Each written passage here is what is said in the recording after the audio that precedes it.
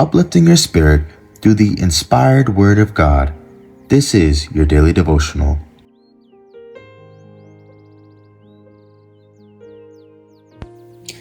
The faith I live by, revivals, true and counterfeit.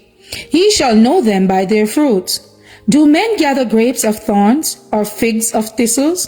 Even so, every good tree bringeth forth good fruit, but a corrupt tree bringeth forth evil fruit. Matthew 7:16 and 17. Before the final visitation of God's judgment upon the earth, there will be among the people of the Lord such a revival of primitive godliness as has not been witnessed since apostolic times. The Spirit and power of God will be poured out upon His children. At that time, many will separate themselves from those churches in which the love of this world has supplanted love for God and His Word. Many, both of ministers and people, will gladly accept those great truths which God has caused to be proclaimed at this time, to prepare a people for the Lord's second coming. The enemy of souls desire to hinder this work, and before the time for such a movement shall come, he will endeavor to prevent it by introducing a counterfeit in those churches which he can bring under his deceptive power. He will make it appear that God's special blessing is poured out.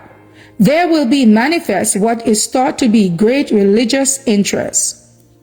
Wherever men neglect the testimony of the Bible, turning away from those plain, soul-testing truths which require self-denial and renunciation of the world, there we may be sure that God's blessing is not bestowed.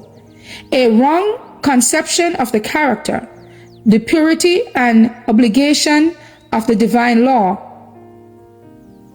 has led to errors in relation to conversion and sanctification, and has resulted in lowering the standard of piety in the church.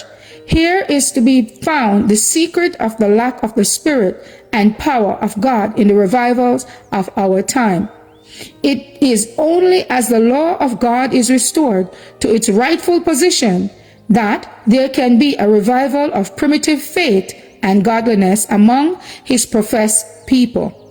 Thus saith the Lord, stand ye in the ways, and see, and ask for the old paths, where is the good way, and walk therein, and ye shall find rest for your souls. Jeremiah 6:16. The faith I live by, November 16th. As for me and my house, we will serve the Lord. Thank you all for listening, and please join us once again tomorrow for your daily devotional reading. God bless.